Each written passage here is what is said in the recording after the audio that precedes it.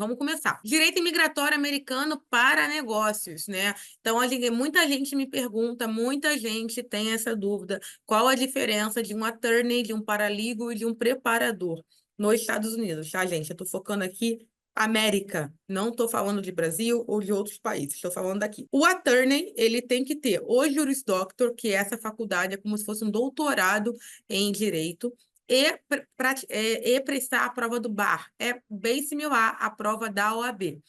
A única diferença é que quando você presta a prova do bar e você vai ter que escolher o seu estado, você pode morar nele ou não, mas em alguns casos você só pode ser advogado dentro do seu estado.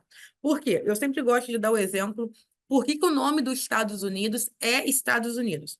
Eu não sei se você conhece um pouco da história americana, mas se você não conhece, eu recomendo muito a série Outlander, né, que ele conta um pouco de como foi os Estados Unidos de forma Netflix, mas é muito legal. Mas se você não conhece, eu vou resumir. O Reino Unido, ele passava por um grande período de perseguições, principalmente religiosas, né? Então, todo o Reino Unido, Irlanda, Escócia ali, quem não praticasse o catolicismo, né, ou o anglicanismo deles lá, seria perseguido veemente pelo exército inglês. A Inglaterra já tinha descoberto aqui os Estados Unidos, mas não era algo que eles estavam interessados em povoar, em produzir, em trabalhar. De uma forma resumida, as pessoas que eram perseguidas lá pelo Reino Unido, pelo exército inglês, por alguma divergência cultural religiosa, vieram para os Estados Unidos da América, para serem livres e poderem praticar a sua liberdade cultural, religiosa nessa terra aqui e começarem do zero sem ficarem sendo perseguidos lá na Inglaterra. Claro que muitos deles até meio que se curvaram ao exército inglês nos Estados Unidos, mas eles, enfim, vieram para cá e vieram povoando escoceses, ingleses, irlandeses, toda aquela galera lá veio para cá povoando. E aí eles acabavam fazendo mini países dentro do território. Então, era um mini país de Massachusetts, um mini país de Nova York, um mini país da Califórnia, e eles repararam que eles juntos eram mais fortes. Então, de uma forma bem resumida, bem abrangente, superficial, por isso que é Estados Unidos. Estado, ele quer dizer Estado Nacional de Direito. Então, ou seja, é como se fosse um país, vários paísezinhos que se uniram, mais ou menos uma União Europeia ali, só que de fato fizeram um país. A Constituição americana é a única, desde a sua primeira Constituição, ela até hoje prevalece, sendo a única Constituição dos Estados Unidos. Contudo, entretanto, todavia, os estados são autônomos em vários tipos de modalidade de lei. Exemplo, no Brasil, todo mundo é uma lei só para você tirar a carteira de habilitação no Detran. Aqui não. Califórnia tem uma lei, Louisiana tem outra lei, Flórida tem outra lei. Então, em algumas questões, o Estado ele é soberano. Por isso que quando você presta a prova do bar, algumas coisas você só pode atuar no seu estado. Então, por exemplo, eu tenho um cliente da Flórida para fazer alguma coisa, por exemplo, de DMV. Eu posso ser advogado da Flórida nesse quesito? Não. Não, a pessoa vai ter que procurar uma pessoa que é licenciada da Flórida, porque as leis lá são soberanas e diferentes da Califórnia. Só que imigração, ele é um assunto federal. Ou seja, imigração é um dos assuntos nos Estados Unidos que é a mesma lei, independente para onde você esteja. Então, se eu estou na Califórnia, se eu estou em Nova York, se eu estou na Flórida, se eu estou em São Francisco, se eu estou aonde eu quiser estar, é a mesma lei para extensão, para troca de status, para green card, isso não varia. Então, quem quer trabalhar com imigração pode ter o bar de qualquer estado e atender o país inteiro, porque essa lei é uma lei federal e não varia. Então, quem é o attorney? O attorney é aquele profissional que tem um Juris Doctor ou, né, por algum motivo, consegue fazer o bar por algum critério de elegibilidade, às vezes porque tem OAB no Brasil ou em outro lugar, enfim. Isso também varia, essa prova de estado para estado, esse critério de estado para estado, mas consegue ter a licença do bar. Esse é o attorney. Ele pode ser representante legal, se ele fizer a sujeira, ele consegue, ele vai ser processado, ele vai ser incriminado, ele vai ter ali várias questões legais se ele fizer alguma sujeira com o cliente, né? Não que o paralegal não tenha, não que o preparador não tenha, é claro que a gente sempre consegue provar quando a gente contrata um serviço, mas, de fato, quem é representante legal daquele cliente é o advogado, é o attorney, ou o paralegal que tem o registro NALA. O que que é o registro NALA? É o registro do paralegal nos Estados Unidos. Só uma pergunta. Vamos dizer, eu chego, faço o bar na Califórnia. Eu posso migrar a minha bar para outro estado ou não? Não, você tem Mesmo que que eu faça. fazer a prova do outro estado. Você não consegue Ah, migrar, ok. tá? Porque é exatamente isso. Muito, porque que acontece? Quando você faz a prova do bar, a gente está falando de direito majoritário. Então, a gente vai falar de criminal, de família, de civil, de consumidor, de imigração. E muitas dessas regras... Eu vou dar um exemplo bem prático, que todo mundo entende. Traição. Existem estados que criminalizam a traição, tá, do casal. Louisiana, por exemplo. Ah, o cônjuge traiu o outro cônjuge. Aquele cônjuge vai ser indiciado pela traição porque naquele estado é crime. Califórnia. Califórnia não, tu pode trair, tu pode fazer, pode ir embora, pode sumir, né? Mas a traição na Califórnia, ela não é crime. Então, é por isso que você não pode migrar, porque se você vai trabalhar com o direito de família na Califórnia, ele é diferente de um direito de família, por exemplo, na Louisiana. Só essa questão da traição. Então, então, por isso que você não pode migrar. Eu conheço advogados, por exemplo, né, o Mark Moraes, ele é licenciado em 2 estados. Se eu não me engano, ele é licenciado em Washington e é licenciado na Flórida. Ou seja, ele fez as 2 provas. Então, você não pode migrar.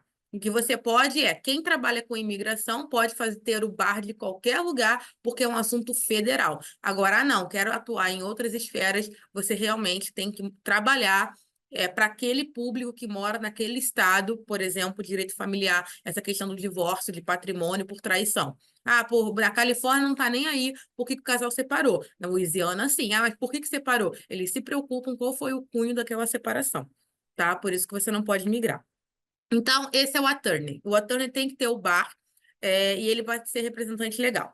Paralegal. Paralegal é aquela pessoa que estuda, é como se ela fosse o assistente jurídico, ela estuda direito na sua forma majoritária, né?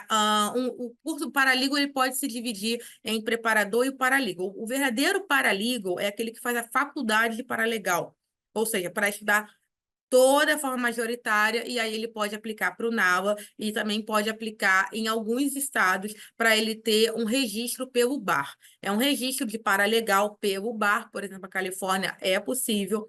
Esse é o paralegal, ele também pode ser representante legal. Contudo, entretanto, todavia, a grande diferença na lei, na teoria, entre o paralegal e o attorney é que o paralegal não pode dar conselho legal.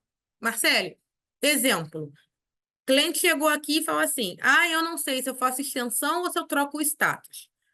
Teoricamente, pela lei, o paralegal não pode falar, pô, mas qual é o teu caso? Deixa eu analisar aqui para ver o que é melhor para você. Ah, é melhor a troca. Ah, então é melhor a extensão. Teoricamente, o paralegal não pode fazer isso. Não pode dar o conselho legal. Já o attorney, sim, ele tem capacidade o suficiente para analisar aquele caso e falar: não, é melhor você fazer a extensão. Não, é melhor você fazer a troca. Mas a gente sabe que isso é muito realmente na teoria, que na prática eu conheço diversos paralegals que sabem muito mais até do que advogados, é absurdo isso, mas ou então sabe tão quanto advogados, mas basicamente a diferença é essa. E o preparador? O preparador é aquele paralegal que ele é especializado em alguma área. Então, por exemplo, existe o preparador imigratório. Então, ele não precisa fazer a faculdade, ele pode fazer o que a gente chama de cursos livres, que é onde geralmente todo mundo começa, mas ele, ele vai entrar como preparador. Se você pegar todos os formulários imigratórios, na última parte, ele pergunta 3 coisas. três partes. Primeira parte, se aquele aplicante sabe falar inglês, ou se aquele aplicante tem um intérprete, ou qual língua aquele aplicante fala. A segunda parte é um intérprete. Ele entra perguntando se aquela pessoa precisou de um intérprete para fazer. O que seria um intérprete? A pessoa senta do seu ladinho e tá lá, What's your name? Aí você chega para a pessoa e fala assim, qual é o seu nome? Ah, é João. Aí você escreve lá, isso é um intérprete. E ele também pergunta se você tem um preparador. O que é o preparador? Preparador é a pessoa que sabe aplicar o processo, que sabe reunir os documentos, que sabe preencher os formulários, que sabe a organização processual, que sabe como aplicar o processo. Então, esse é o preparador. Então, a diferença entre o preparador e o paralítico é que o preparador não consegue ter o registro da NAWA ou não consegue ter o registro do BAR, mas isso não significa que ele não pode atuar de forma autônoma e a função dele também é só preencher, é só preparar aquela documentação, tá? Bom, serviços mais procurados nos escritórios, né? No Brasil, os clientes do Brasil, né? Geralmente o ganhador aí de todos é o visto de turismo, por razões óbvias, né? Então, o Brasil hoje é um dos países que tem maior número de aplicantes para visto, e infelizmente também é um dos países que tem maior quantidade de pessoas que vêm com visto e fazem manobras imigratórias, ou seja, ficam nos Estados Unidos e não vão embora. Por isso que, às vezes, é tão difícil você tirar um visto de turismo no Brasil. Mas é hoje aí o queridinho dos brasileiros ainda, por mais com todas as dificuldades, ainda é o queridinho da galera procurando aí os escritórios de assessorias. Au pair, estudantes também, green card de casamento e green card de trabalho, a galera que aplica aqui e depois vai para o consulado. Então, por exemplo, eu tenho um green card de casamento, mas eu não consegui visto, então não consigo o ajuste, vou aplicar, mas vou esperar aqui no consulado, vou ganhar o green card aqui no Brasil e vou com um visto de green card, também é muito procurado. E trabalhadores temporários também, eu acho que são os serviços mais procurados hoje, que é pessoas que vêm para trabalhar L1A, L1B, O, H2B, H1B, essas coisas todas, para vir para os Estados Unidos. Dentro dos Estados Unidos, o que a gente percebe aí de pessoas procurando os clientes os serviços mais procurados dentro dos Estados Unidos, ou seja, pessoas que moram aqui ou estão aqui. Troca e extensão de status é de lavada.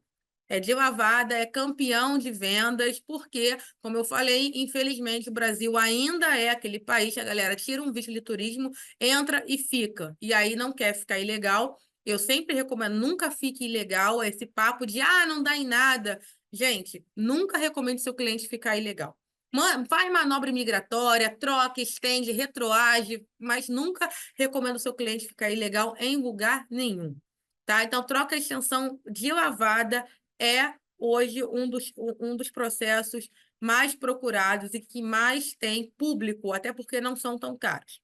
Mas, lógico, green card de casamento, cheguei, apaixonei por um americano, uma pessoa que tem green card, aplicar, lógico. Green card de trabalho, é B2NW, então, de lavada, né? Porque você não precisa passar pelo Labor Department, é muito mais acessível, né? Então, mas tudo bem, tem gente que consegue, é B2, é B3, é B4, enfim. Trabalhadores temporários também, tem gente que também consegue trabalho e quer entrar por essa rota, visto L, visto O, visto H. Visto O é um visto de dupla intenção, então a pessoa depois, se quiser migrar para um green card, fica mais fácil. E, lógico, a gente tem aquelas pessoas que não conseguem visto de forma nenhuma e querem entrar na marra, que é o famoso caicai, o famoso entrar pela fronteira, o famoso pular muro, né? Então, nós temos os escritórios de asilo defensivo e afirmativo. Né? O que seria o asilo? A diferença do defensivo e do afirmativo. O afirmativo é aquela pessoa que entra com visto e quer pedir asilo. Entrei e quero pedir asilo. Não quero voltar, o Rio de Janeiro é muito violento. Eu sou homossexual, isso acontece muito. Eu sou homossexual e já apanhei na rua, enfim. É o asilo afirmativo, onde a pessoa entra com visto, mas mesmo assim ela quer pedir asilo àquele país. E o defensivo é o da defesa, a defesa dela. Por que ela deve entrar nos Estados Unidos sem visto? Que é o caso dos centros de detenção, a galera do caicai, a galera que é capturada, que pula e vai. Então, esse aqui hoje são os serviços mais procurados, não estou falando que são somente esses, mas são os mais procurados dentro dos escritórios que trabalham com direito imigratório americano. Bom, média de preços cobrados, por favor, isso aqui é uma estimativa, cada um cobra o que quer, não estou aqui falando que é caro, que é barato, ou que você deve cobrar mais, ou cobrar menos, ou cobrar a mesma coisa. Eu estou falando a média de preços que eu vejo hoje nos escritórios, tanto no meu, quanto da Agda Bariani, Total Help, enfim, em diversos escritórios que a gente tem parceria, ou a gente conhece as pessoas. É um ramo que todo mundo se conhece, então todo mundo se conhece, todo mundo se abraça. E então a gente conversa muito quando está cobrando, o ano vai virar, e aí, tabela, enfim. Eu vou falar uma coisa que eu faço no meu escritório. Novamente, eu volto ao que eu falei no início da aula, uma coisa chamada empatia. Eu, no meu escritório, eu faço dessa forma, não estou falando que eu sou a correta, que eu sou a melhor, que a pessoa é errada, a pessoa não quer ganhar vantagem do cliente. Não é isso. Estou falando eu. Vamos lá. Uma das coisas que os clientes sabem, e quem trabalha comigo sabe, e enfim, e geralmente todo mundo sabe, é que eu sou meu próprio case de sucesso. Ou seja, eu passei por quase que todos os processos imigratórios por mim, como cliente, como aplicante. Então, eu tirei visto de turista, vim para os Estados Unidos, para Disney, para Nova York, voltei, depois tirei estudante, fiz curso de inglês, faculdade, trabalhei CPT, OPT, né, processo de green card, todas essas questões. Então, eu sei na pele o que é aquele cliente aflito, o que é aquele cliente que, pô, tá ralando para ter aquele dólar, para ter aquele dinheirinho. Eu sei o que é você ser enganada, porque eu sofri uma fraude migratória que quase levou a gente para uma ilegalidade, né? Depois essa pessoa ficou até conhecida pelas fraudes, eu acho que foi presa, sei lá. Mas eu sofri, eu vi o que é você botar US$ 12.000 na mão de uma pessoa que não tinha a mínima capacidade, e pior, não era nem isso, ela realmente queria fazer a fraude, tanto é que não foi só a mim, né? Não foi um erro, foi realmente, ela era uma pessoa fraudulenta, de fato, mas eu quase vi esse chão cair, né? Inclusive, o Fabiano está aqui na live, eu sou eternamente grata ao Fabiano e à Agda Bariani, que foram as pessoas que me ajudaram na época, sabem do que eu estou falando, e levo para o meu coração. Hoje a gente é parceiro de trabalho, mas na época foi difícil. Então, assim, eu sei o que é isso. Então, o meu escritório funciona assim. O processo consular, que é aplicado no Brasil, os vistos, eu cobro em real. Ah, Marcele, mas você mora em San Diego? Sim, mas eu cobro em real porque eu não acho justo a pessoa pagar em dólar, sendo que a moeda hoje está 5 vezes mais. E eu tenho funcionários no Brasil e tudo, então eu cobro em real. Os processos nos Estados Unidos eu cobro em dólar. Isso é o meu modelo de negócio, é o que funciona para mim. Conheço pessoas que cobram em dólar tudo, conheço pessoas que cobram em real tudo. Cada um vai trabalhar com o modelo que lhe é mais favorável. Mas eu faço assim. Visto de turista, estudante, au pair, ou só aplicar um visto, um recurso, né, até abrir um FOIA, eu cobro em real. Tem algumas pessoas aqui que já são parceiras minhas, como o Henry, sabem muito bem disso, né? Mas o que eu vou fazer para a USCIS, eu cobro em dólar.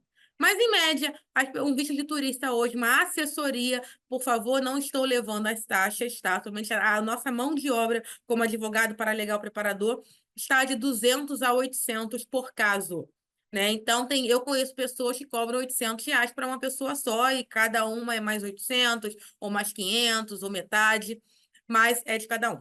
Visto de estudante e au pair já é um pouquinho mais caro, porque a gente tem que ter aí mais um cuidado aí com a questão escolar. A gente aqui do escritório também faz o suporte escolar, é uma forma muito rentável, que é ajudar o cliente a escolher a instituição, matricular na instituição, fazer todo o processo de matrícula, todo o contato com a escola, todo esse intermédio. Muita gente tem dificuldade, e é para ter mesmo, a gente entende que é uma coisa difícil, então a gente também cobra por isso.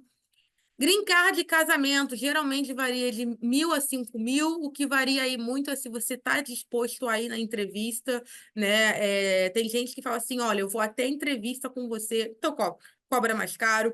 Muitos green cards demoram muito tempo para sair, então a pessoa divide pelos meses, cada um faz o que quiser. EB2NW hoje está saindo de 10 mil a 30 mil dólares. Eu conheço escritórios que cobram 30 mil dólares e são ótimos, e conheço escritórios que cobram 10 mil dólares e são ótimos também. Trabalhadores temporários, visto L, visto O, visto H, né, de 5 mil a 15 mil dólares de mão de obra. Green Card por familiar, né? Aí a gente já está falando filhos, enteados, pais, né, de 1.000 a 5 mil dólares, e green card para o trabalho também. Quem faz o processo todo com o DOL, com o Labor Department, com tudo que tem direito, também está cobrando aí de 10 mil a 30 mil dólares por caso, tá? Estamos falando aí por caso. Média de investimento, né? Então, eu também montei a minha empresa do zero, né? Então, eu passo novamente, eu também, como eu digo, eu também sou meu case de sucesso, né? O que eu estou falando aqui, eu já passei por isso, não estou falando só como uma pessoa que estudou, e sim uma pessoa que fez isso e passa por isso e conhece diversos outros empresários, paralegals, advogados, preparadores, e também é mais ou menos isso que está todo mundo gastando. Primeira coisa, quero abrir um negócio, quero abrir um escritório de imigração para mim. O que que eu tenho que fazer? Gente, rede social. Todo mundo concorda, né? Rede social não dá para fugir. Principalmente hoje, eu acredito que o Instagram é o que está mais em alta, tem mais página no Facebook. Mas rede social é de graça, abre lá e vai. Recomendo você contratar uma agência de tráfego pago, uma agência de mídias sociais, para criar conteúdo, ou produzir conteúdo, ou editar conteúdo, isso aí vai de cada um. Eu sou uma pessoa que eu não tenho muita facilidade com a câmera. Podem muita gente discordar, falar que a minha aula é razoável, mas eu tenho muita dificuldade em chegar no meu iPhone e falar assim: olá, hoje nós vamos falar de visto de turista. Eu tenho muita dificuldade para isso. Então, mas tem gente que tem super facilidade de fazer isso. Então, vai variar aí um pouco também da tua disponibilidade de você também gravar vídeos, produzir conteúdo. E os vídeos hoje, os reels hoje, são realmente o que dá mais engajamento e é o que traz mais clientes para você. Porque uma coisa que você vai reparar o brasileiro não gosta de ler. O brasileiro não gosta de textão. O brasileiro gosta de ouvir, e ouvir coisa rápida. Então, realmente, quem está ali fazendo conteúdo gravado, realmente é uma diferença bem grande. Então, é uma coisa que eu super indico se você quer entrar nesse negócio, abrir seu escritório, faz conteúdo gravado, porque é o que a galera gosta de ver. E também, às vezes, conteúdo polêmico. Por exemplo, fui legal, fiquei legal e quero casar. Coisas assim. Conteúdos polêmicos também. O brasileiro adora um barraco, adora uma fofoca. Então, fala de coisa polêmica. Então, como eu falei, o criador de conteúdo, designer, domine o site. É importante você ter um site. É importante você ter um site bem responsivo também, que se abrir no iPhone, abrir na Samsung, no celular, no iPad, ele seja fácil de manusear, né, informações claras. Também é importante você também no Google criar um Google Negócios para você. Tudo isso também, se você não quiser pagar, tem no YouTube. Eu, no início, eu fazia isso, eu estudava no YouTube e ia fazendo por mim. Então, cria lá no Google uma página para você, para as pessoas te darem feedbacks e você ficar com um feedback alto. Um sistema é importante. Eu uso um sistema de imigração. Eu tenho o sistema DocTwise. É um sistema voltado para escritório de imigração. Ali tem portal do cliente. A gente coloca o tracking number, o cliente consegue acompanhar.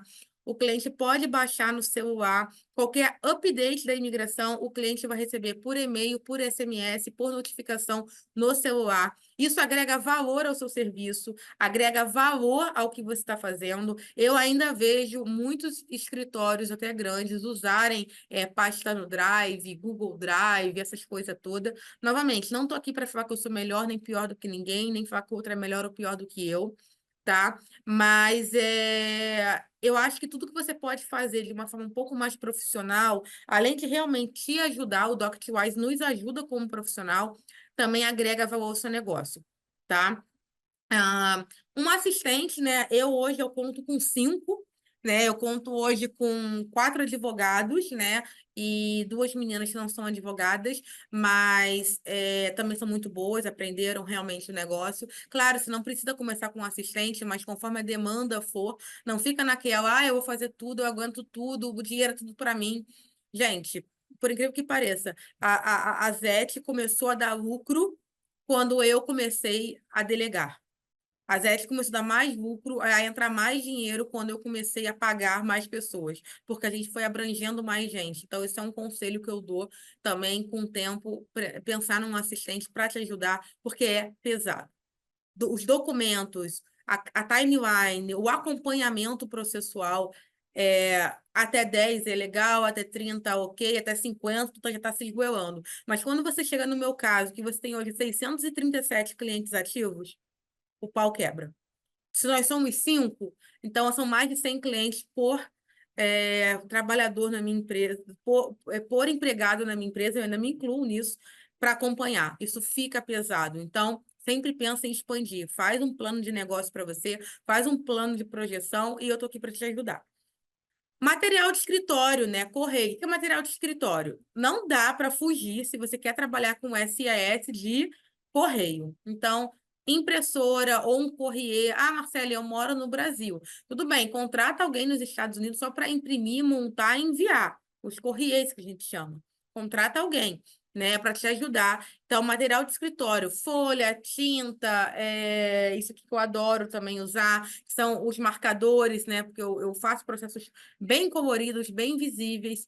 Depois eu vou explicar por quê. Mas isso aqui você vai gastar de 200 a 5 mil dólares, ou mais ou menos, dependendo da quantidade de clientes que vocês têm. Tá? Aqui no escritório, hoje, por mês, eu gasto só de material, em média, aí uns 1.000 dólares de material de escritório de correio. Tá? É folha, é tinta, é impressora, às vezes impressão em gráfica, porque o processo tem quase 1.000 folhas e eu não vou esgoelar as minhas bichinhas que já estão, tadinha, pela hora da morte. Marcador, enfim, etiqueta do correio. Então, hoje eu gasto em média 1.000 dólares de material de escritório e correio. Tá? Fazer mailbox também para você que está nos Estados Unidos te ajuda. Faz mailbox para ficar mais fácil, você não ter que enfrentar a hora no correio, money order, tudo isso, então, é uma coisa também a se pensar. Bom, então, direito imigratório americano para negócios, para a gente fechar essa parte. Investimento inicial, redes sociais, criação de conteúdo, site, domínio e, principalmente, estudo. Imigração, assim como direito, também está sempre em transição, principalmente quando muda os presidentes. Então, esse ano a gente tem aí eleição, o Trump está quase eleito, não sei se alguém está acompanhando, mas o Trump está quase eleito, tá? O Trump já falou o que ele vai propor para o Congresso aprovar, são coisas bem pesadas, vai vir mudança aí, realmente acho que o Biden não vai ganhar, então a gente tem que estar sempre estudando, não adianta, tem que estudar.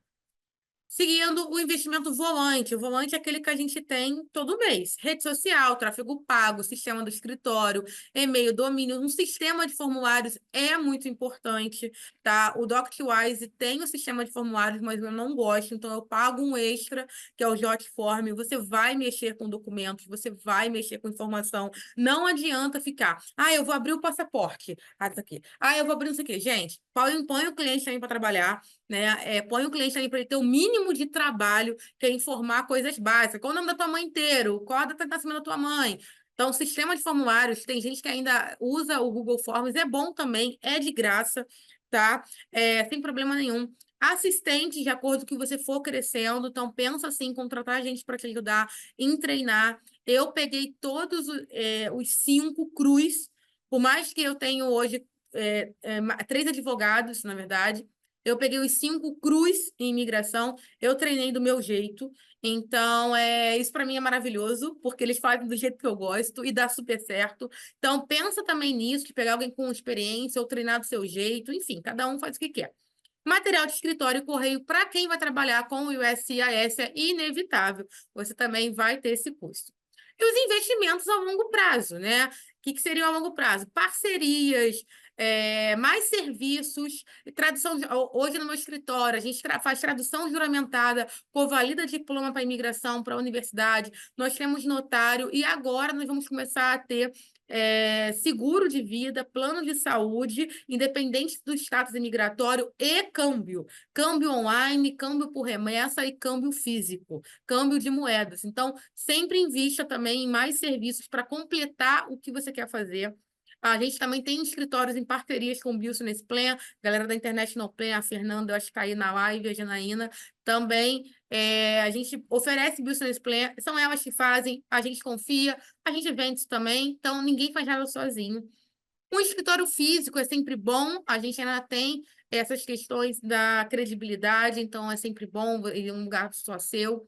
Mailbox é importante. Mailbox é como se fossem caixinhas do correio espalhadas por toda a cidade, em qualquer lugar dos Estados Unidos. Você já imprime a etiqueta, paga, coloca na caixinha e vai. Não precisa perder tempo com fila. Otimize seu tempo, time is money.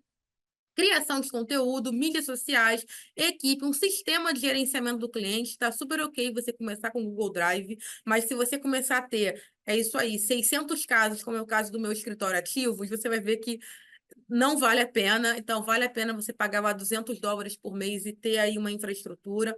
E um financeiro, né, e de equipe. Né? Ou seja, não, vou investir tanto, vou investir em equipe, vou investir em capacitação. Os meus funcionários sabem, todo curso que eu faço, eu deixo numa biblioteca para eles fazerem. Então, eu compro vários cursos, todo mundo tem acesso na empresa a todos os cursos que eu faço, a todas as apostilas que eu tenho. Só não, inclusive, eles agora até parou, mas vai voltar. Eu pagava para todos eles uma aula de inglês por semana. Então, todos eles tinham uma aula de inglês por semana, 1 hora de inglês por semana. Tá? Então, eu invisto no meu funcionário, eu invisto no profissional que está comigo, por quê? O cara fala inglês, ele liga para a imigração, eu já não preciso perder esse tempo. O cara fala inglês, ele atende um cliente de green card com a esposa é americana. Então, também isso é importante. Média de lucro, né? Novamente, cada um faz o seu, mas para empresas que só fazem visto no Brasil, geralmente de 3 a 10 mil reais. Para empresas que fazem processos na USAF, vistos no Brasil, de 5 mil reais a 60 mil reais. Para empresas que só fazem processos simples, né? De visto, uma USAS, que é um processo simples, troca, extensão, no máximo. 3.500 a 20 mil reais. Claro que esses valores também muitas vezes você vai ganhar em dólar, mas é mais ou menos a conversão.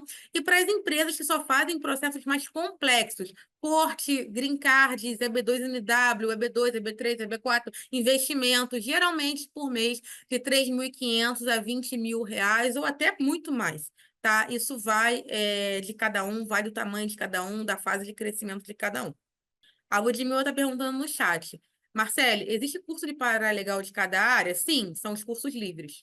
Exemplo, olha, eu quero fazer um curso paralegal de imigração, somente de imigração. É um curso livre. Não, eu quero fazer um curso de paralegal todo. É uma faculdade. Tanto é que você até nem consegue ingressar num curso, num certificate de paralegal, sem ter um bacharel, um tecnólogo ou uma graduação antes. Tá? Então, sim, você pode fazer o curso do Brasil, você pode atuar do Brasil, tá? Atuar do Brasil. Você pode atuar do Brasil, fazer o curso no Brasil, inclusive até o Juris Doctor no Brasil, se você quiser, tá? Mas a prova, obrigatoriamente, você tem que vir aqui fazer, tá? A prova do NAU ainda é online, mas a prova do bar tem que fazer presencial, tá? É como se fosse um Enem mesmo. Os caras marcam, você vai com o seu computador. E outra coisa, não sei se vocês sabem, mas a prova do bar é com consulta. A prova do NAWA também é com consulta. É uma prova com consulta. Não é decoreba, não. É com consulta. Trajetória de estudos para quem quer ser um advogado. Primeiro, cursos livres de imigração, que é isso que eu estou falando. Você pode fazer um curso voltado para a imigração, começar como preparador, e aí depois você faz o paralegal grande. Porque, gente, o curso de paralegal não é só imigração. É direito de família, direito civil, direito consumidor, direito criminal. O curso paralegal, ele é realmente é como se fosse um advogado júnior. Vamos botar assim, muito assim, tá? Ou assistente jurídico, mas o cara tem que saber tudo. A prova do paralegal do NAWA, o cara tem que saber tudo.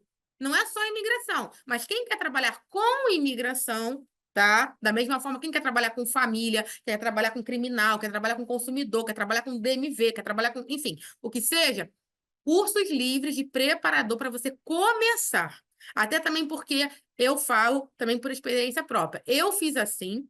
Se eu não tivesse feito assim, eu tinha me embananado. Tá? Então, porque é diferente. E para você começar a ter familiaridade com tudo ali. Cursos livres de imigração. Cursos livres de Paralegal, not able approval, ou seja, não tem requisito mínimo de estudo. Marcele, não terminei a faculdade. Não terminei a faculdade ainda, não estou fazendo, mas já quero começar. Também cursos livres de paralegal. Existem cursos que você vai fazer de paralegal todo, mas eles não são aba approved. Qual o problema disso? O problema é que se você quiser um registro NAWA ou um registro BAR de paralegal, você não consegue. Mas também, para quem está caminhando, cada um tem a sua trajetória e ninguém está aqui para julgar. Curso de paralegal Certificate ABA Approved Program.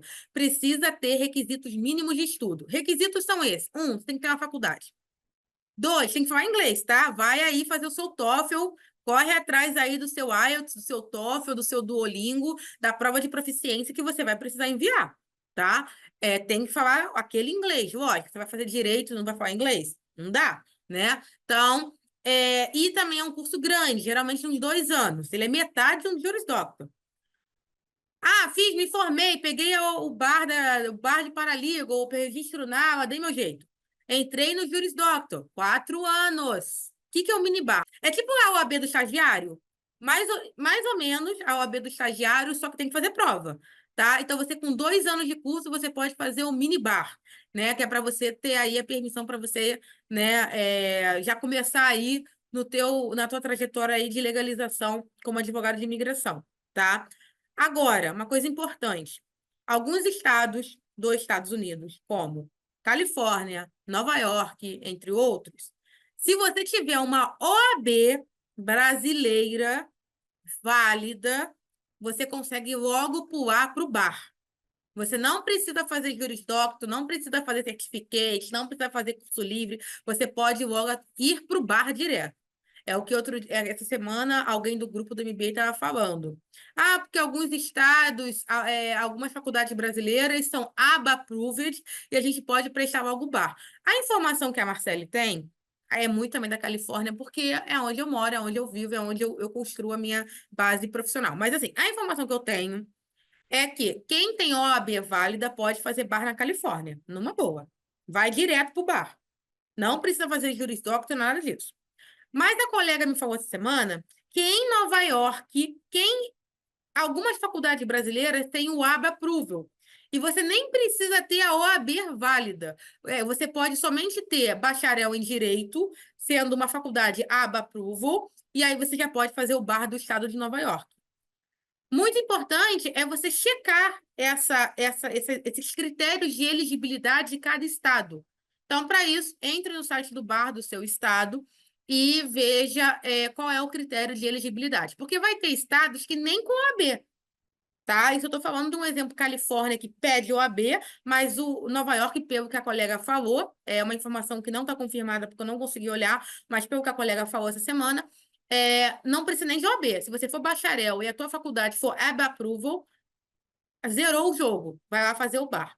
Contudo, entretanto, todavia, repito, direito americano é diferente de direito brasileiro. Então, se você puder pelo menos estudar o mínimo, fazer um curso mínimo, nem que seja um preparatório do bar, faça, porque o pau quebra. Eu fiz isso tudo e não passei. Tudo bem, a Califórnia é o mais difícil, mas assim, é difícil. Mesmo com consulta, o cara pega o rodapé do rodapé da página 1503, então o pau quebra.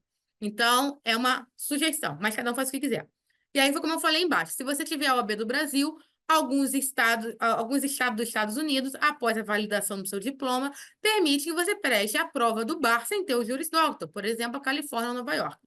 Marcele, no estado de Washington, aí, meu amor, a gente tem que pesquisar. Eu posso pesquisar e falar para você, porque eu não consigo decorar quais são os requisitos dos 50 estados, né? Mas isso é uma coisa que, sim, a gente pode pesquisar e você também pode pesquisar no Google aí, que vai estar aí de boa para você. Lembrando que no meu escritório, a gente faz tradução e convalidação do seu diploma, tá? Então, se você quiser fazer a convalidação do seu diploma para testar o bar, me procura que a gente faz também. Sites recomendados, como eu falei para vocês. ABA Approval Paralegal Education. Aqui você vai ter todos as faculdades, os cursos que dão para você, que são ABA Approval para você fazer o programa de paralegal, tá? Que no caso é a faculdade. Também temos, também você pode achar um pouco mais de informação do que é ser um paralegal, né, no American Bar. Eles aqui explicam exatamente o que você pode e não pode fazer. NALA é a Associação do Paralegal, é a sua OAB do seu paralegal. Bar Exams é aqui onde você vai procurar, Tainá, esses requisitos para você prestar a prova do bar, tá? No American Bar, você procura lá o Washington. E Baby Bar versus Bar Exam. Qual é a diferença? Baby Bar é o que eu falei, é a OAB do estagiário daqui. A diferença é que aqui o estagiário, de fato, precisa fazer a prova do bar para ele ter pelo menos o Baby Bar. Então, aqui são alguns sites que eu vou deixar, né? Vou enviar para vocês dentro desse PDF, vocês podem olhar e eu estou aqui para qualquer dúvida. Entrar nos Estados Unidos não é um direito do imigrante, e sim um privilégio. Então, a única pessoa que tem direito a estar nos Estados Unidos é o cidadão americano. Se você é um imigrante, se você tem green card, se você tem qualquer coisa abaixo disso, você não tem direito a estar nos Estados Unidos. Você tem o privilégio de estar nos Estados Unidos. Então, é meio prepotente, meio egocêntrico, mas é assim que o jogo funciona. É assim que o pau quebra. Então, entrar nos Estados Unidos não é um direito do imigrante, e sim um privilégio. Seguindo. What is the purpose of your visit to the United States? Ai, tudo bom. And what is the purpose of your visit to the United States? I don't speak English, mas eu não estudei, mas tô com dólar. Tá tudo aqui. I'm sorry, I don't understand you. My name is Hermínia, tá? I have dollar, lotada. I have credit card, cartão, credit card. What is the purpose of your visit Tá to ótimo. the United States? Tá ótimo. The vacation. Vacation. Ah, vacation. Vacation. Holiday. Free. Bota a mão aqui. Você tenta tocar que é lindo, né? Fica logo com isso, gente. Eu vejo aqui, hein?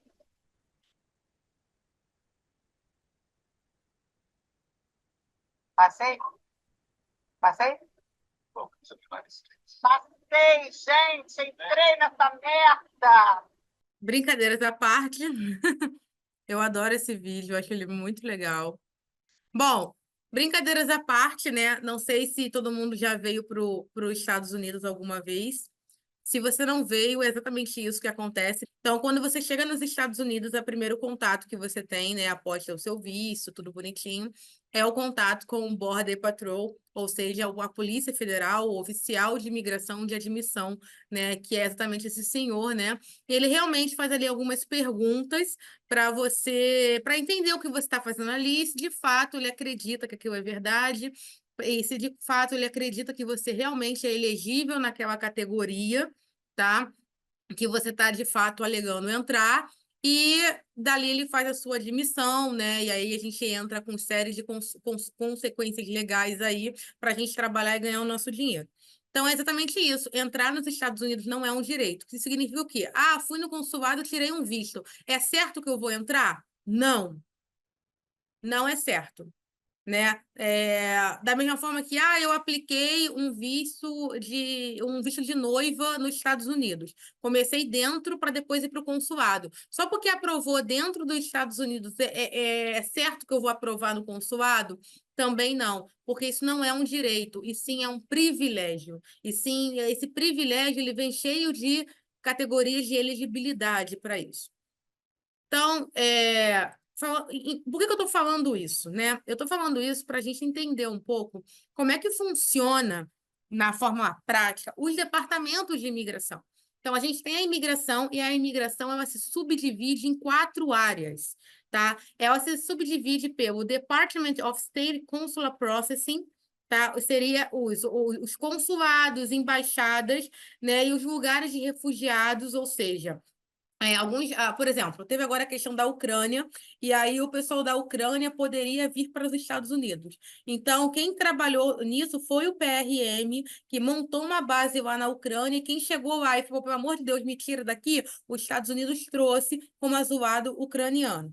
Então, o que o Departamento do Estado trabalha? Ele trabalha com os consulados, ou seja, todas as questões que envolvem os Estados Unidos fora do país, né? Consulado, embaixada ou um PRM, que é um departamento de asilado, como foi agora que aconteceu na Ucrânia. Temos o nosso queridinho Department of Homeland Security, DHS. Isso aí a gente mexe com o ICE, tá? O que é o ICE? Immigration and Customs Enforcement. É a polícia imigratória. Exemplo, não sei se vocês acompanharam há uns meses atrás, teve um malucão aí brasileiro que eu acho que ficou matando todo mundo, uma coisa, meio um serial killer e tudo. O ICE, como ele é imigrante, entra nessa busca, entra nessa prisão aí de um imigrante que está aí violando ou fazendo uma criminalidade dentro dos Estados Unidos. Então, o ICE é a polícia imigratória. Nós temos o nosso amado, maravilhoso, que é o ganha-pão do dia, a maioria dos casos dos escritórios, que é US Citizenship and Immigration Service, or USCIS. Inclusive, se você ligar, eles falam exatamente desse tom. Que é isso? Esse aí é o órgão que a gente ingressa pedidos na imigração, tá? Então, quem está dentro dos Estados Unidos, troca, extensão, né? A gente ingressa o pedido, green card de casamento, por ajustes de status. Nós ingressamos os pedidos por lá. E até mesmo quem está por fora. Exemplo, visto de noivo, o cara está no Brasil. Ou green card, de qualquer natureza que seja, a pessoa está no Brasil. Visto de trabalho, qualquer natureza que seja, a pessoa está no Brasil. A gente começa pela USCIS solicitando o benefício para aquele aplicante, e aí depois, dependendo da situação, a USCIS remete para o Department of State, e o Department of State remete para o consulado designado daquele aplicante. Por exemplo, vou fazer um visto de noiva. O que é visto de noiva, Marcele? Visto de noiva é um visto emitido para um imigrante que não é nascido nos Estados Unidos, né? Isso é bom informar, que está e também está fora dos Estados Unidos, que vai casar com um cidadão americano. Ele chega lá e fala assim: imigração, eu tenho um relacionamento com o Josh e eu quero ir para os Estados Unidos para casar e morar nos Estados Unidos. Então, esse primeiro pedido é considerado pela USCIS. Então, a gente faz a petição, coloca todos os critérios de elegibilidade, todos os documentos comprovatórios,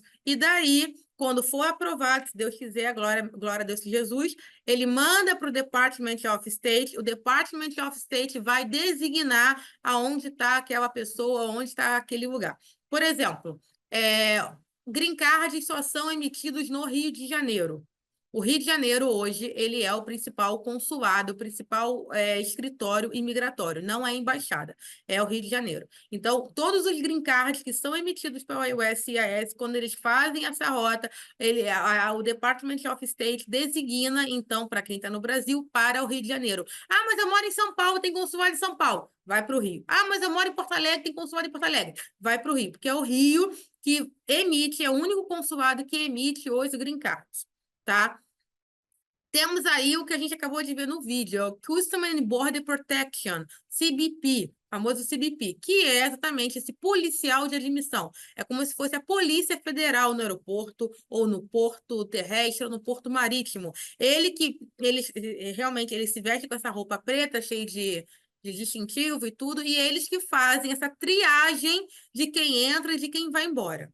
Então, você pode ser deportado, você pode ir para a salinha, você pode ser deportado, pedir para ser eles te botarem para deportação e você pedir asilo, você pode ter um perdão e entrar por um I-193, e você pode ingressar mesmo com o teu visto que tu tá lá na tua mão.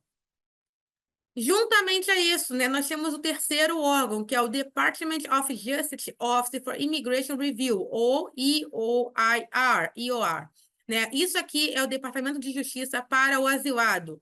É o Departamento de Justiça para as pessoas que entram pela fronteira ou que estão presos. É onde a gente resolve o caso dessa galera. A gente, o advogado, né? Se você for trabalhar com eles. Juntamente a isso, nós temos o Board of Immigration Appeals and Immigration Courts.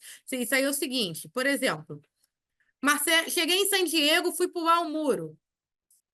Me apresentei. O que é o Caicai? Alguém sabe o que é Caicai, de fato? O que é o Caicai? Fala para mim que eu não consigo ver vocês. O Caicai é um programa que foi criado, se eu não me engano, pelo Obama, tá? Que é o seguinte, a pessoa, ela não vai cruzar de barco. Ela vai entrar literalmente pelo portão. Só que ela vai chegar no portão e vai chegar para o CBP, para esse oficial que a gente viu agora com a dona Hermínia, só que é o que trabalha em terra, e vai falar assim: Oi, cheguei, eu quero asilo. O Trump tinha colocado uma lei que quem fazia isso ia ter que esperar no México. Ok, você quer asilo? Espera no México, não pode sair do México até você ter a resposta do seu asilo. Se aprovado, ingressa, senão volta para trás. O Trump. Aí chegou o Dr. Biden, né, pai de todos, falou: não, espera aqui dentro. O que aconteceu? Pô, o não eu já tenho, né? Mas ficou mais fácil de ter o sim, porque você espera dentro do centro de detenção. Então, você simplesmente atravessa numa boa, andando, chega na fronteira e fala assim: oi, eu quero me entregar, eu preciso de asilo. E aí, um policial do CBP, do Department of Homeland Security, CBP, vai encaminhar esse imigrante para o IOR. Lá dentro, você é encaminhado o seu processo, o seu caso, porque vão te entrevistar, vão te revistar, vão abrir um caso para você, vão abrir um protocolo para você, vão fazer tudo. Aí existem várias coisas que podem acontecer. Número 1, o juiz de dentro falar: não, você não é elegível, volta para casa. Deportação. Número 2, o juiz julgar o teu caso. Quem é o juiz? O Board of Immigration Appeal and Immigration Court, tá? Isso aí já é o subórgão. O juiz olhar o teu caso e falar assim: não, entra, tu tá aprovado, realmente tu tá precisando de asilo, a gente vai te ajudar. Tá aprovado, asilado, entrou. Caso número 3, o juiz fala assim: olha, eu não consigo decidir agora, mas entra. Fica aqui com uma tornozeleira eletrônica, né? Ou não, depende do caso, ou não. Fica com uma tornozeleira eletrônica ou não, mas você vai sair aqui para comparecer à corte de imigração no dia tal. E aí, um advogado pode começar até com paralegal, tá? Mas aí, com o advogado, vai entrar naquele caso. Como é que o advogado pode entrar? Ele pode entrar com a pessoa dentro do centro de detenção ainda, para ele ir falar com esse juiz e falar: olha, o Joãozinho que tá preso aí, pô, deixa o cara entrar, o cara é gente boa, vai fazer nada, pô, coitado, o cara sofreu, o cara isso, olha aqui as provas. E aí o juiz pode conceder ali dentro o asilo ou falar assim: não, tudo bem, advogado, vou deixar ele ir, sem tornozeleira eletrônica, mas, ó, dia tal tu vai pra corte, hein? Dia tal tu ajuda ele lá na corte. Entrou. Entrou é gol. Tá? Ou o advogado pode não conseguir e falar assim: pô, não, tá de sacanagem, o cara tá aqui de sacanagem, volta pro país dele. Então, isso aí é o Department of Justice Office for Immigration Review, ou seja, revisão imigratória. Só que, infelizmente, para um cara que entra à força, tem que ser um juiz. E tem que ser um advogado de verdade, licenciado de verdade para falar pelo cara. Até porque muitas dessas pessoas não falam inglês, né? O máximo que você pode fazer como paralegal trabalhando para um escritório é ir lá, conversar, fazer o que eu faço, né? E aí, qual é o teu caso? Por que tu chegou aqui? O que tu fez? Pô, tenho mulher, tenho filho, né? Nego me ameaçou de morte, fui sequestrado, estuprado. Enfim, tem de tudo. E tem mulher ficando grávida, é uma beleza, né? Então, e aí você conversa, aí você remete para o advogado e fala assim: ó, seu advogado, esse cliente aqui, o caso dele é isso aqui. Ah, então, Marcelo, então vamos juntar os documentos, as provas, vamos montar o critério de elegibilidade, vamos montar o que a gente tem que montar e vamos para o juiz. Quem vai para o juiz é o advogado, mas eu ajudo a montar aquele contexto porque aquela pessoa é elegível para o asilo. Então, a gente trabalha aqui dentro do Department of Justice Office for Immigration Review, junto com o Board of Immigration's Appeal. O que é appeal? Appeal é apelo. O apelo, por que eu vou apelar para aquela pessoa ingressar nos Estados Unidos? And Immigration Courts. Então, esse aqui é o asilo. Seguindo, nós temos o quarto poder, que é o Departamento do Trabalho e Employment and Training Admin Office of Foreign Labor Certification. É o que eu falei que eu não faço, tá? Por vários motivos. Departamento do Trabalho é o seguinte: eu tenho uma vaga. Eu tenho uma empresa americana, eu tenho work permit, ou eu sou cidadão, só que eu não encontro ninguém para preencher aquela vaga. Cara, não tem um americano ou nenhuma pessoa que tem work permit nesse país que vai preencher aquela vaga. Só que assim, né? É um pouco duvidoso. Então, o que eles tiveram que fazer? Eles criaram um quarto poder, que é para fiscalizar se de fato aquela vaga não tem um chimbinha aqui para preencher.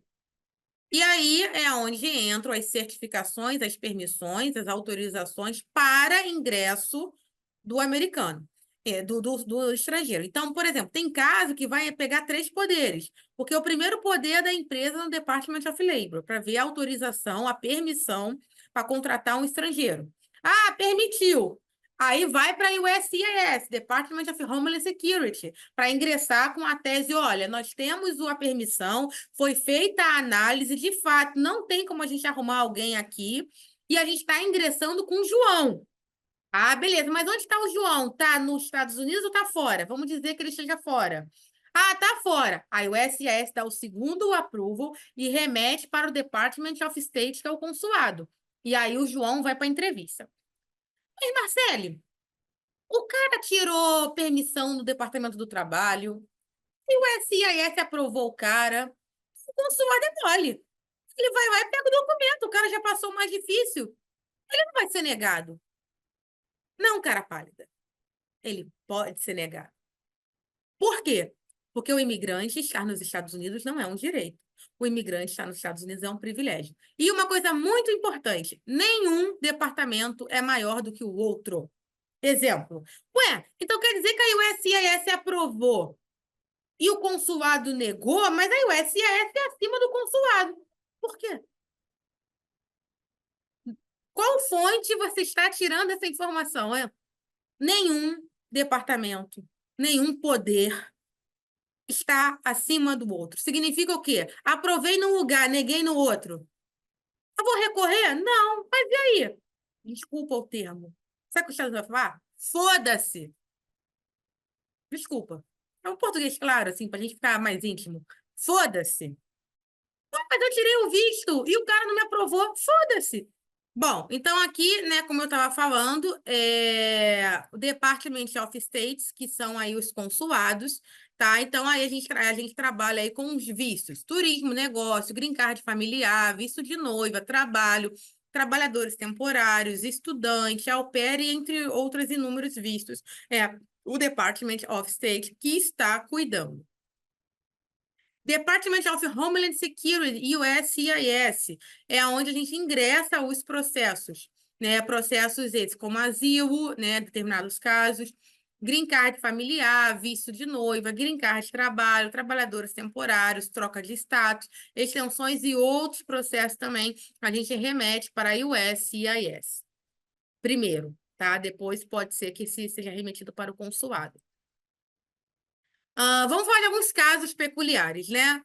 Alguns casos que a gente teve no escritório. A gente teve uma cliente negada, ela se disse modelo e tudo. Só que a cliente fazia OnlyFans. E qual era a renda dessa cliente? Era uma renda mensal de 25 mil pelo OnlyFans. Ela chegou pra gente falando que ela queria vir passear, porque ela ganha 25 mil e queria ir para Nova York, essa coisa toda. Foi aplicado o visto de turismo para essa cliente. Ela foi não só negada, como enquadrada que a atividade dela era ilícita nos Estados Unidos. Então, ela não poderia mais aplicar para um visto de turista, a não ser que ela trocasse a atividade do ramo que ela fazia. Em paralelo a isso, a gente teve o caso da André Surak. Para quem não conhece a André Surak ela hoje é uma das maiores garotas de programa do Brasil. Ela hoje, a Andressa, ela tem salões de beleza, ela tem negócio tipo de linha de perfume, de cosmético. O ex-marido dela tem visto de turismo, o filho dela tem visto de turista, a ex-cunhada dela, que se dá super bem, tem green card, mora na Flórida, e ela queria levar o filho dela na Disney. Né? Ela tem tudo no Brasil, mas queria levar o filho dela na Disney.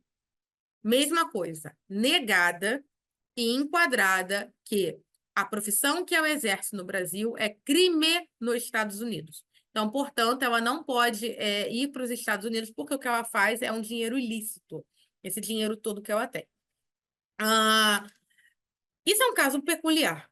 Porque o que eu quero dizer é o seguinte, às vezes, pegando esse gancho do Fabiano, o cliente fala assim, ai, mas eu tenho muito dinheiro. Ai, mas eu tenho casa própria. Ai, mas eu ganho 10 mil por mês. Ai, mas eu sou funcionário público. Ai, mas eu tenho isso, eu tenho aquilo. Blá, blá, blá, blá, blá. Como assim eu não posso ir? Ué, porque você tem que ser elegível dentro do que eles querem que você seja. Então, se você ser prostituição nos Estados Unidos é crime, você não pode se prostituir.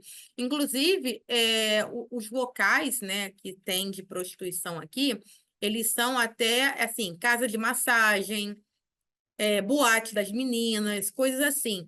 Eles não são, tipo, explícitos, né? Ah, casa de prostituição. Não é isso. Então, não porque às vezes a pessoa vai ter muito dinheiro que ela vai ser elegível a ter um visto. Essa agora, esses últimos meses, a gente viu também o caso daquele menino do Big Brother, o tal do Bin Laden, que ele falou que ele foi negado porque o nome fantasia dele, o nome artístico dele é Bin Laden. Pô, mas o cara tem dinheiro, o cara é artista, o cara tem patrimônio, o cara tem vínculo, o cara já viajou para milhões de lugares. Mas o nome do cara é Bin Laden. Os Estados Unidos disse não para o Bin Laden. Por motivos que eu acho que eu não preciso nem ficar falando, né? Mas também é um caso peculiar. Novamente, se enquadra isso que o Fabiano falou. Mas, pô, eu tenho isso, eu vou, não sei o quê. Tem hora que é não. E a gente também teve um caso mais peculiar ainda, que a gente teve um cliente preso dentro do consulado na hora da entrevista. O cliente tinha renda, emprego, ganhava muito bem, viagens. Só que, infelizmente, ele deu uma derrapada como pai, né? E a ex-mulher, ex-esposa, né, mãe do filho, botou para quebrar com todos os direitos a ela, na justiça, e ele tinha uma ordem de prisão expedida por falta de pagamento de pensão alimentícia de R$ 700. O cara estava indo para os Estados Unidos, ganhava 12 mil, ia levar a amante, né, atual agora companheira, mas só para vocês entenderem, né, o caráter da pessoa, mas enfim. Ele tinha uma ordem de pagamento, de prisão por conta de R$ 700 que ele não pensionava. Uma criança de 4 anos, eu acho. Bom, entrou no consulado, ele não falou nada, óbvio, ninguém vai olhar o TJ da pessoa, agora que é uma coisa que eu vou começar a fazer, né? Porque o cliente sempre surpreende. E, simplesmente preenchemos o DS, tudo certo, vamos fazer, vamos acontecer, beleza. O cliente foi para o consulado. 1 hora, 2 horas, 3 horas, 4 horas, a menina que trabalha com isso, a Márcia, chegou para mim e falou assim: pô, Marcélio, o fulano até agora não me respondeu, ele deve ter negado. Já são 4 da tarde, o cara era 9 horas da manhã, aconteceu alguma coisa. No dia seguinte, o fulano liga para minha funcionária e fala: oi, Márcia. Márcia, aconteceu uma coisa muito chata. Eu fui preso no guichê. Aí eu falei: como é que é? A Márcia, como é que é? Ele foi preso no guichê. Enfim, resumo da ópera. Ele tinha uma ordem de prisão expedida por pensão alimentícia. Quando ele chegou no guichê, o cônsul viu que era ele e simplesmente saíram policiais federais dentro do consulado e prenderam esse cliente. Prenderam. Ele saiu preso do Rio de Janeiro, eu acho, se eu não me engano. E depois ele resolveu também, porque parece que já tinha sido, já tinha resolvido, mas não deram baixa, mas enfim, isso é outra questão. A questão é, uma coisa que você precisa saber. Dentro do consulado existe Polícia Federal. Todo mundo que vai tirar um visto é checado antes. Todo mundo. Então, por que às vezes as pessoas perguntam: poxa, mas eu fui na entrevista, eu levei uma penca de documentos e o cara não pediu nada? Porque eles já te checaram, cara pálida. Se você de fato tem uma casinha, como você diz que tem, eles sabem. Se você de fato tem um carro, como você diz que tem, eles sabem. Se você de fato tem um diploma, como você diz que tem, registrado pelo MEC, diploma de bacharel, enfim, do que seja, eles sabem. Ninguém passa no consulado sem ser checado pela Polícia Federal do Brasil. Então, existem polícias federais do Brasil. E olha que interessante a perspectiva na polícia. Eles deixaram o cara entrar, eles deixaram o cara ser chamado para ele, de fato, se identificar, deixaram o cara fazer a biometria dele para eles pegarem o cara e o cara não ter como fugir. E isso aconteceu. Isso aconteceu, ele foi preso, ele agora estava resolvendo os problemas dele. Mas eu quero te dizer o seguinte: são coisas peculiares, mas que acontecem. Os Estados Unidos está de olho em todo mundo. Em todo mundo. Então, tem pessoas que falam assim: nossa, eu não sei por que eu fui negado. Mas às vezes a pessoa tem o cliente, né? Agora falando como advogada, o cliente ele tem uma coisa ali que ele não vai te contar, mas seja honesto. Olha, se você tiver alguma pendência, imposto de renda, CPF preso, porque não pagou taxa, essas coisas, coisa assim, não estou nem falando de prisão, mas algumas coisas assim meio esquisitas, você já alerta. Resolve teu BO antes de você ir pro consulado. Se você pega um caso de garota de programa, OnlyFans, Privacy, tu já sabe que vai negar. Então, às vezes, para pessoa, às vezes até uma pessoa influente não chegar numa rede social e falar mal de você, né, que é isso que o Fabiano está falando, né? A gente também trabalha com imagem. Eu digo que escritório de imigração é igual para vestibular. A gente trabalha com aprovação. Quanto mais a gente aprova, mais a gente ganha. Né? É isso aí, mais a gente tem credibilidade, é igual para vestibular. Então, para vezes não chegar uma pessoa dessa que tem alguma certa influência e falar mal da tua empresa, falar mal de você como profissional, faça a triagem inicial. Faça uma triagem inicial àquele cliente. Ah, eu quero tirar visto. Tá bom, quem é você? O cara ser pobre não lhe faz ser negado, tá? Tivemos um caso outro dia de um vidraceiro que a gente jurava que ele ia negar, o vidraceiro aprovou. Mas por quê? Porque ele também foi um cliente que muito escutou a gente. Ele foi um cliente que muito ouviu a gente, que muito ele fez o que a gente falou para a gente fazer. Casos recorrentes na USCIS, ou seja, ficar como turista. O cliente entrou, ficou. E aí ele quer fazer uma extensão de status. Ou ele quer trocar o status para estudante ou para algum outro tipo de visto. Receber propostas de trabalho. Acontece, pessoas vêm para cá, vêm para entrevista, ou alguma coisa acontece, recebem propostas e esse cliente vai aplicar o processo necessário. Muitos desses processos, eles podem ser feitos totalmente internos dentro da USCIS. O cliente nem precisa ir para consulado. Casar, acontece. O pessoal vem aqui, conhece o amor da vida e casa também. Reverter perda de status. A pessoa ficou ilegal ou fora de status por qualquer motivo e nos procura para tentar a reversão desse status. Estamos tendo muitos casos bons, inclusive no caso de uma cliente, Paola, que ela ficou 2 anos ilegal por erro de assessoria. A gente conseguiu não só reverter os 2 anos fora de status, como agora trocar o status e agora não aplicar o green card para ela. Então, foi um caso de super sucesso aqui no escritório de uma cliente de mais de 2 anos fora de status, com a reversão da pena, reversão da sentença. Conceitos básicos, né? Já estamos. Agora eu vou acelerar, falei para caramba. Conceitos básicos: visto americano versus status. Tá? O que é o visto? É uma autorização de ingresso nos Estados Unidos em uma determinada categoria. Visto de turismo, visto de estudante, visto de au pair, visto de dependente do estudante, visto de K, visto L, visto O. Agora, o que é o status? A autorização de permanência nos Estados Unidos em uma determinada categoria e tempo estimulado. B1, negócios, B2, turismo, K1, noivo, F1, estudante, FJ1, au pair, trainee. Então, vamos lá. O visto americano, ele é emitido pelo Department of State, pelo consulado, o Departamento do Estado. É o que chega lá e fala assim, olha, eu quero ir passear na Disney. Ah, legal, tá aqui, 10 anos, Disney. Mas também, se você quiser ir a negócio, também tá ok. Agora, o CBP o cara, é o oficial da Dona Hermínia. Ele que vai abrir o seu I-94. O seu I-94 é o seu comprovante de status. O que é o seu status? É o seu propósito nos Estados Unidos. Por isso que 99,9% das primeiras perguntas é What's the purpose of your visit? Qual é o propósito da sua visita? Ah, eu vim à Disney. Vai estar aqui B2 e não B1, B2 como no teu visto. Ah, eu vim numa reunião. Vai estar aqui B1 e não B1, B2 como no teu visto. E aqui vai estar uma coisa chamada de quanto tempo você pode permanecer naquele status, inicialmente, lógico, né? E também, claro, na maioria das vezes. Mas, enfim, exceções à parte.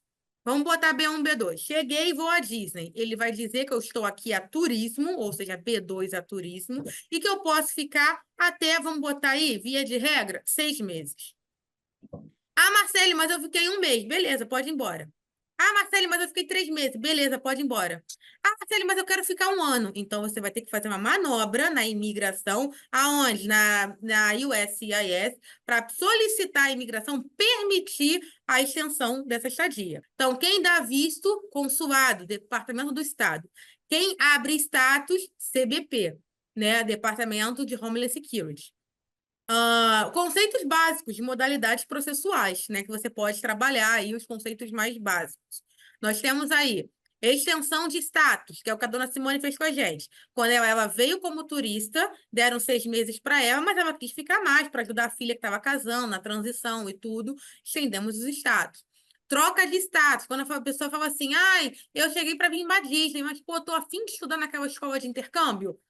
Então, vamos informar a imigração que você vai deixar de ser turista para ser estudante.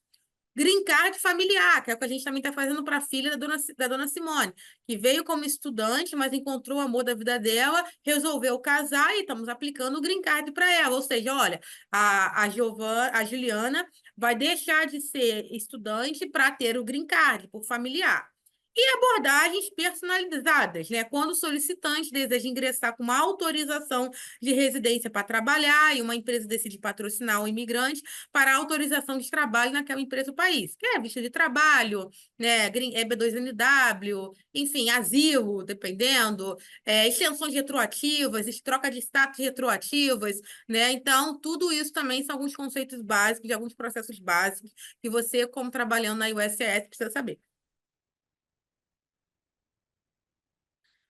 Bom, conceitos básicos também de admissões. Temos os portos de entrada, que pode ser aeroporto, porto marítimo, para quem vem de cruzeiro em Porto Rico, essas coisas, né? E tem a cabine terrestre, que é o cara que entra por terra, entra por carro. O cara vem por carro, ou ele vem até andando, ele tem um visto, e aí ele vai lá e pede admissão. É igualzinho. E temos o Caicai e o I-193. O Caicai é aquilo que eu falei. Você entra num porto de admissão terrestre, só que você se entrega. Olha a foto aqui. Olha o cara verdinho que eu falei. Quem é o verdinho? É o policial do ICE, tá? Department of Homeland Security. Quem é o preto? É o Border Patrol. Tá? Então, aqui eles fazem essa triagem aqui, mandam para os centros de detenção e ali divide ali quem vai, quem fica, quem espera, enfim, né? Então, o Caicai é os imigrantes que entram sem um visto válido. Desculpa, o I-193 é o imigrante que tenta passar pela imigração sem um visto válido, e aí ele ganha o que eles chamam de waiver. É quando um oficial aqui do porto de entrada te dá uma autorização para você entrar e abre um I-94 para você. Esse é o I-193, inclusive tivemos um caso de quase uma deportação de uma criança de 3 anos, que eu consegui reverter para o I-193 no aeroporto de Orlando, também de uma cliente também nossa, que fez uma besteira gigantesca, mas enfim. E temos o Caicai, a pessoa que não tem visto nenhum, está tentando ingressar de qualquer jeito, e aí vai pelo EOR, né, que é o Departamento, né, de Imigrante Review, apelo. E agora vamos falar um pouquinho do queridinho da América, né, o queridinho dos brasileiros, que é o EB2NW. Marcelo, o que é o EB2NW? Né? Por que ele é tão famoso? Por que ele está bombando? Todo mundo está comprando, né? Bom, primeiro o KB2NW, ele é um green card. Ele é um passaporte para o green card. Ah, não tenho parente, não tenho pai, mãe, esposa, filhos americano, green card holder. Não precisa. Ah, não tem nenhuma empresa que está disposta a pagar a Labor Department, a pagar meu processo. Dependendo, não precisa. O EB2NW, ele é uma jurisprudência, tá? Que houve de um caso, se eu não me engano, em 2007, uma jurisprudência onde uma pessoa que não tinha nenhum job offer, que é uma oferta de emprego, ou nenhum critério para familiaridade, conseguiu um green card. A partir dessa jurisprudência, os Estados Unidos julgou procedente para uma abertura ampla. Ou seja, todo mundo pode fazer, todo mundo quem se submete aos critérios, né? Então, quais são a elegibilidade mínima para você ser elegível para um EB2NW? Vamos lá. Ou você tem um bacharelado, ou você nem chega a ter, às vezes, um bacharelado, um curso técnico, mas você tem no mínimo 10 anos de experiência naquela tua área. Ou você tem um grau avançado, um mestrado, um MBA, alguma coisa assim do tipo, uma pós, e aí você precisa de ter experiência técnica e o degree mais os 5 anos. Ou você tem um doutorado em qualquer coisa, né? E aí você nem precisa ter experiência técnica. Olha, eu fiz técnica, eu fiz faculdade, eu fiz pós-graduação, eu fiz mestrado, eu fiz MBA e eu fiz doutorado. Eu nunca trabalhei, pai, porque eu estudei a minha vida toda. Então, o doutorado não precisa ter experiência de causa, né, de técnico, para você ser elegível. Então, essas são as elegibilidades mínimas, né, claro, de uma forma um pouco mais ampla, que você precisa ter para ser elegível para o EB2. Self-petition, ou seja, pode ser ingressado sem a presença de um advogado ou representante legal. Então, você paralegal, você preparador, que sabe montar petição, que sabe fazer, que sabe ajudar, vai lá, pode ganhar seu dinheiro. Habilidades extraordinárias e excepcionais. Ah, Marcelo, o cara precisa saber voar?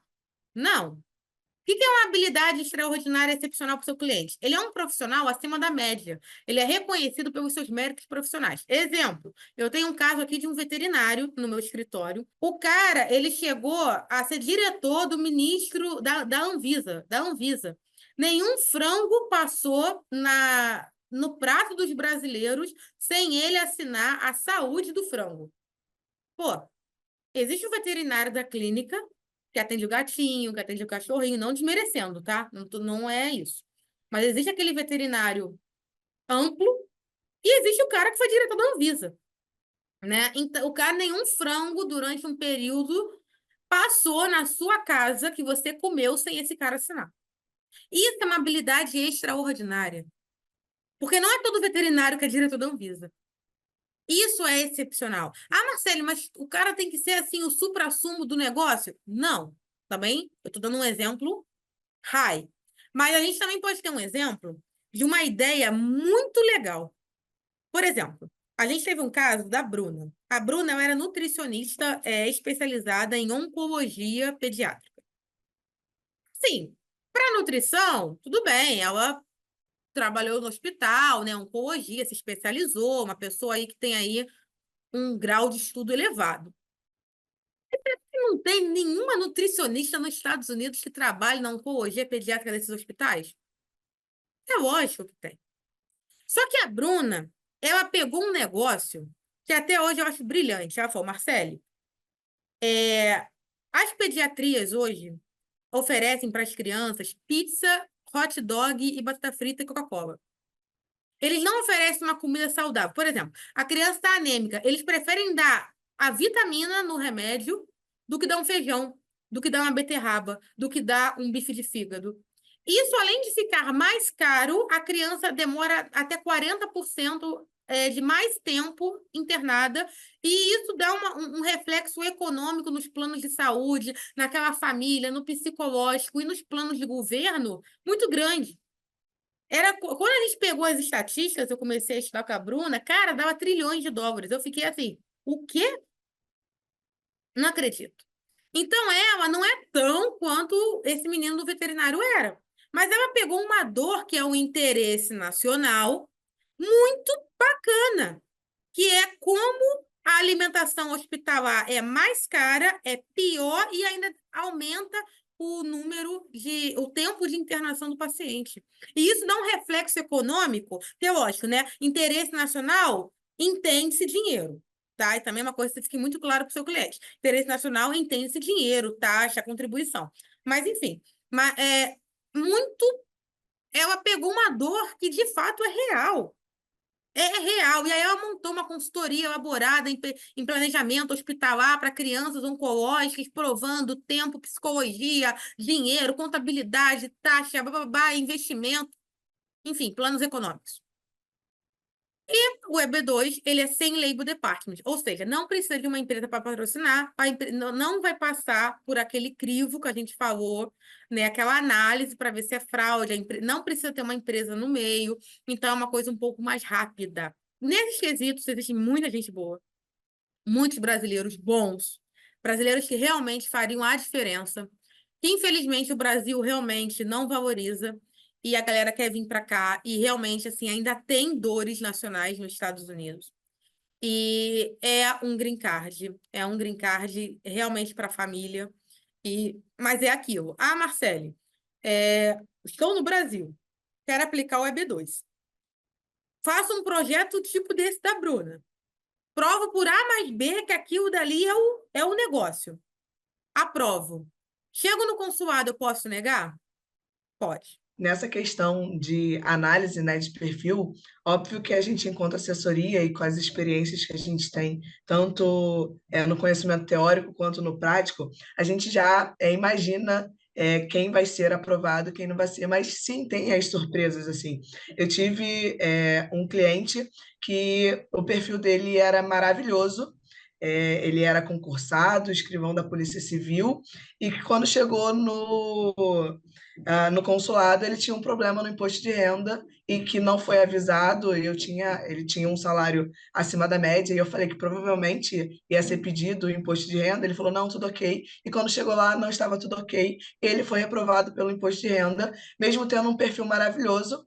E pessoas que às vezes a gente acha que não tem um perfil tão forte quanto aquele caso que a Marcele falou de um vidraceiro e que foi aprovado mesmo com um salário muito inferior ao de um cliente concursado. Então, sim, é bastante real essa questão do perfil, mas que também tem as surpresas. Então é isso que acontece, acontece para todos os processos, na verdade. A gente está falando, a André está falando um pouco mais de visto, mas assim, EB2 também acontece de pessoas que vieram negadas e a gente muda, a gente olha a negativa. Uma coisa que a gente faz muito aqui, né, é olhar os incisos das negativas. Isso é uma dica, não só uma dica, como realmente um conselho. Tipo assim, tem um cliente negado que chegou para você negado ou foi negado por você, porque ninguém é perfeito. Não estou falando aqui que a gente aprova todo mundo, mas graças a Deus, com muito estudo, muita reunião, a gente se reunir sempre, a gente debate, a gente discute, a gente vai estudar, a gente vai olhar. Essa noite, para vocês terem ideia, era 3 horas da manhã e a gente estava em reunião, né? A André estava em reunião, a Márcia, a gente estava em reunião falando. Isso acontece com frequência, da gente mandar, ficar quase que 24 horas, mas quero te dizer o seguinte: sempre que você tiver um cliente negado, independente do caso, primeira coisa que você tem que começar é olhar aonde ele foi enquadrado. Porque ali vai estar com certeza o teu primeiro passo. Então, por exemplo, o cliente foi enquadrado porque não tem vínculo. Não adianta você discutir, pô, mas o cara era funcionário público. Cara, volta. Retroage.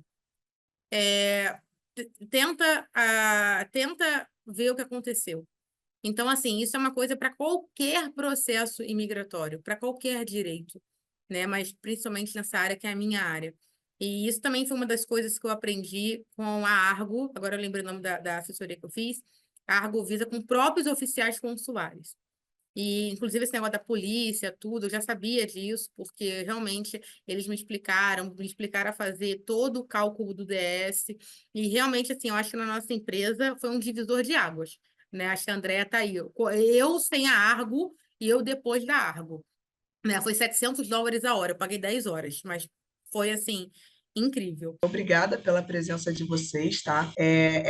Esse encontro aqui foi mais uma aula inaugural para algo muito maior que a gente pensou.